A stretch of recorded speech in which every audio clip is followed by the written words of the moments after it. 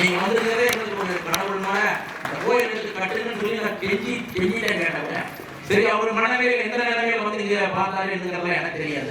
இருந்தாலும் நான் அவர்கிட்ட கெஞ்சி பேசிட்டு இந்த மாதிரி பூமிகள்லாம் இருக்குது பாருங்க அப்படின்னு சொல்லல.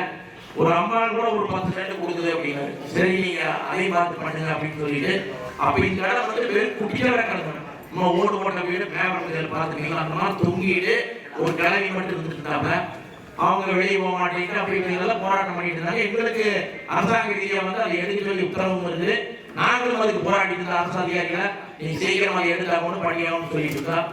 அப்போ வந்து ஒரு நாள் வந்து பிரச்சனை ஆகிற நிறைய பேர் கூட பிரச்சனை பண்ணிக்கிறாங்க.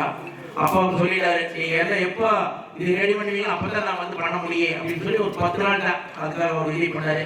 நான் மன வேதனைப்பட்டு போனேன். இப்படி பண்றாங்களே, என்ன பண்றது, பெரிய ஒருத்தர் கிடைச்சிருந்தாரு நம்மளுக்கு பழத்துல இந்த கோயில் எடுத்துக்கிட்டு வந்து புண்ணிய இப்படி செய்யறாங்க அப்படின்னு சொல்லி மனம் மருந்தி இந்த இடத்துல சாமி போட்டுக்குவேன்.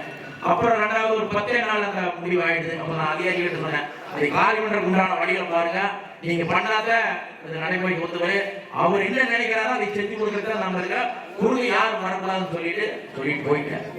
2வது ஒரு ஃபங்க்ஷன் நடந்தது.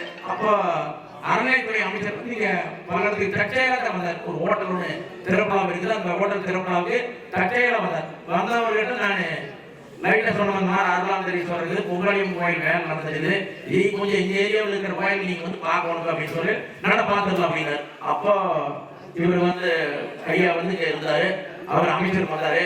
அப்ப சொன்னோம், இந்த மாதிரி இந்த கோயில் இப்படி எல்லாம் இருக்குது, சித்தர் இருக்குது, இப்படி ஐயா எடுத்து பண்றாருன்னு சொல்லி அவர்கிட்ட அமைச்சரே சொன்னேன். அமைச்சர் அவருக்கு போடுறதுக்கு மாலை எடுத்து வச்சுதாரு, இவருக்கு ஐயாவுக்கு போட்டு நீங்க இந்த கோயில் எடுத்து பண்ணுங்க சிறப்பா நல்லா இருக்குன்னு சொல்லிட்டு அமைச்சரே சொல்லி போட்டு போனாரு. அமைச்சரையும் நான் இந்த கும்பாபிஷேகத்துக்கு கூப்பிட்டு வரக்கு முயற்சி எடுப்போம், கண்டிப்பா வருவார், அது எந்த விதமான சந்தேகம் இல்லை. அப்போ நம்ம திருப்தி அடைகிற அளவுக்கு எல்லா கிணத்துல சுத்தம் பண்ணி வெறும் காங்கிரீட் ஊற்றி நல்லா தண்ணியே கிடையாது இந்த கிணத்துல. அங்கே இதுல தீர்த்த கிணறு அப்படின்னு சொல்லி பேர் வச்சு யாருமே தண்ணி எடுக்கூடாது அப்படின்னு சொல்லி பேரை வச்சு தீர்த்த கிணறு சொல்லி இன்னைக்கு அந்த கிணறு பார்த்தீங்கன்னா மிக ஒரு அற்புதமான ஒரு தீர்த்த கிணறாகவே அமைஞ்சிருக்குது. அருணாதீஸ்வரர் வந்து நல்ல திருப்தியான அளவுக்கு இங்க அமைஞ்சிருந்தாரு. விளையாட சித்தர்கள் இதுல இருக்கு. ஏனெனில் யார் நான் நம்மளுடைய திருப்பூர் மாவட்டத்தை பொறுத்தளவு 1563 கோயில் இருக்கு. யார் எந்த கோயில் எடுத்து செய்யணுங்கிறது இறைவனுடைய அருள். அது யாரு நான் செய்யறேன் என்கிட்ட பணம் இருக்குது அப்படிங்கிறதெல்லாம் போனா கண்டிப்பா நடக்காது.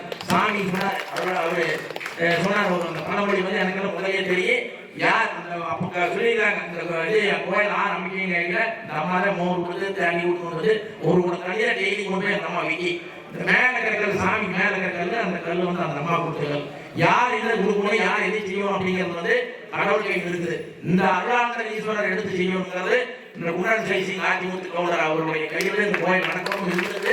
அது நடந்தே முடிவு 99% நடந்தது. ஏன்னு கேட்டீங்கன்னா அது அருள் கொடுக்கணும். கண்டவியால கொடுத்து பணத்தை வாங்கி செலவு பண்ணிடுவாங்க, கோயில் வேலைக்கு போய் பார்க்க மாட்டாங்க, அந்த பணத்தை நிறுத்தி அரவாசி வேலையோட நிறுத்தி போட்டு போயிடுவாங்க.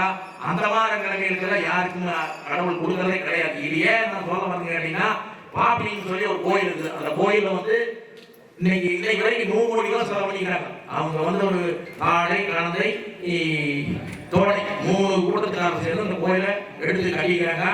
அவங்க வந்து மிக சிறப்பான வகையில முந்தாயத்தில் அவங்களுக்கு ஒரு பதவி பிரமாணம் கூட செஞ்சுட்டு அந்த கோயிலுக்கு அரங்காவல நியமனம் பண்ணிக்கிறாங்க.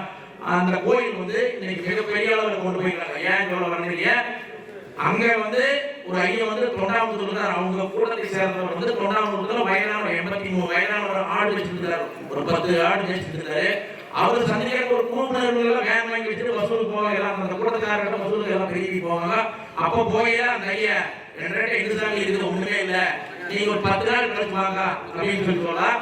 அப்புறம் 10 நாள் கழிச்சு அவங்களும் மீண்டும் வேன் எடுத்துட்டு போய் அது ஒரு 10 பேரு அந்த ஐக்கிட்ட என்ன ஒண்ணுமே இல்லை, நீங்க போக வேண்டாம் கம்முது இப்படியே வேன் கிட்ட போகலாம் அப்படிங்கிற இல்ல சொல்லிட்டு மாத்திரிக்க அந்த வயசானவர் சொல்லிட்டு மாத்திரிக்க அங்க போகணும்னு சொல்லல. அந்த ஐயா போனோடனே நான் ஆட்டை கூட வித்து 47,000 ரூபாய் எடுத்து அவங்களுக்கு அந்த கோயிலுக்கு நன்கொடையை கொடுத்தாரு. சொல்ல வரேன், அந்த ஐயா போதும் வாழ்க்கையில எல்லாரும் சாப்பிட்டுட்டேன், இந்த நாட்டு வித்து 47,000 ரூபாய் கோயிலுக்கு வச்சுக்கணும்னு சொல்லி கொடுக்குறாருன்னா அதனுடைய இதை என்ன இருக்குங்கிறது நீங்க எல்லாருமே புரிஞ்சுக்கணும். அப்படி எடுத்தாதான் கோயில் எடுத்து நடவடிக்கை கொண்டு போக முடியுங்கிறது உங்களுக்கு எல்லாருமே சொல்லிட்டு நம்ம பழக்கத்துக்கு போகிறதாலும் பெரிய தொழிலதிபர்கள் நிறைய இருக்காங்க. தொழிலாளர்களும் இருக்காங்க, வேலைக்கு அதிகாரிகளாகவும் இருக்காங்க, நிறைய பேர் மனமும் கொடுக்கறதுக்கான இருக்கிறாங்க. அந்த கோயிலுக்கு எல்லாரும் புரிஞ்சுக்காத ஐயா இருக்காரு செஞ்சுக்குவாரு நம்ம சொல்லிட்டு இருந்தா முடியாது. சேடத்தில் இருக்கிற ஒரு கோயில் எடுத்து கட்டிக்கிறாரு, இதையும் எடுத்து கட்டிக்கிறாரு. இன்னொன்னு சொன்னார் என்னடா, பாலசுப்ரமணிய கோயில் புதினால் பண்ணி கொடுக்க அப்படிங்கிறாரு. வேண்டாம்னு ஒரு குரூப் இருக்கு, பண்றாங்க பண்ணிட்டு அப்படின்னு சொல்லி அதை அடிக்கல் நாட்டுகளை பண்ணி பிடிக்கிறது. மேல்மட்ட வரைக்கும் வந்துருக்குது. இன்னொரு கோயில் மாகாளியம் கோயில் இருக்குது, அதையும் கண்டிப்பா செஞ்சு பல்லடத்துல 6 கோயில் திருப்பணி நடந்திருக்கு. அங்காளம் கோயில், பெருமாள் கோயில் வேலை நடந்திருக்கு. இது எல்லாம் சொல்ல மக்கள் வந்து நம்மளுடைய பல்லடத்துல உயர்த்தி காட்டணும். இருக்கிற மாகாளியம் சாமி பார்த்தீங்கன்னா சிலை இருக்கு. நான் ரோட்ல இதுல டெய்லி ஒரு 2 தடவை 4 தடவை நடக்கும். அப்ப நான் கண்ணிலே தண்ணி விட்டுட்டு போவேன். இப்படி சாமி இருக்குது, இப்படி எல்லாம் பண்ற காலம் எல்லாமே சொல்லி நினைச்சு மனமொழிக்கு போவேன். அதையுமே எடுத்துக்காட்டக்கூடிய நிலைமைக்கு மேல்மட்டத்து வேலைக்கு வந்துருக்கு. கட்ட போடாத எந்த விதமான சந்தேகம் கிடையாது. என்னடா அவர் கூட வந்து பார்த்து எல்லாம் வந்து அன்னைக்கு செய்தி வந்திருந்தாரு. ஏன் இது சொல்றோம்னா, உங்களுக்கு மக்கள் நாம் எல்லாரும் ஒரு கை கட்டுறத விட 10 கை சேர்ந்து கேட்டாலும் அதை உயர்த்தி காட்ட முடியுங்கிறத சொல்லிக்கொண்டு, அதுக்கு நல்ல ஒரு மனதோட நல்ல மனசு வேணும். இன்னார் இந்த சாமி சிலையை எடுத்து வச்சு இன்னார் இந்த தீர்த்தத்தை கொள்ளுங்கிறத என்னுடைய வாதம் கூட. நான் கூட அதிகாரிகிட்ட போனோடனே சொல்லுவேன், பதவியேற்ற சொல்லுவேன், எனக்கு உண்மை வேண்டாம், நீ எதையும் செய்ய வேண்டாம் அதிகாரியா. கோயில் கும்பாபிஷேகம் நடத்துறீங்களா, செருப்பு தேவை நடக்க விடாம அவங்களுக்கு உடனுக்குடன் கையெழுத்து போட்டு அந்த கும்பாபிஷேகத்துக்கு உடனே கையெழுத்து போட்டு மறுநாளே அவங்க கும்பாபிஷேகம் நடத்துது. ஏன்னா அவங்க ஊர்ல சுத்தி கல் எடுத்து வச்சு கட்டடத்தை கட்டி கோயில் உருவாக்கி எப்படி இந்த ஆண்டவனுக்கு தண்ணி கலந்து வச்சு தண்ணி ஊற்றணும்னு சொல்லி கண்டு வந்துட்டு இருப்பாங்க. அவங்க நீ கெடுக்காதீங்க, தயவு செஞ்சு என்னுடைய உங்க காலத்தை விட்டு கும்பிடுறேன் அப்படின்னு சொல்லி அதிகாரிகளுக்கு பதவியேற்ற கூட நான் சொல்லி வந்துட்டேன். ஏன் நீ சொல்றேன், கோயில்ங்கிறது கும்பாபிஷேகங்கிறது மிகப்பெரிய அந்த வேலையை நடத்தி காட்டுறது. ஒரு எங்க ஊரை பகுதியில் இருக்கிறவங்க கூட கேபி ஒரு முதலாளி, அவர் ஒரு பெரிய முதலாளி, அவர் இந்த ஊர் பலனத்துக்காரதான். அவர் கூட அவங்களுடைய குழந்தை கோயிலுக்கு போன வாரத்தில்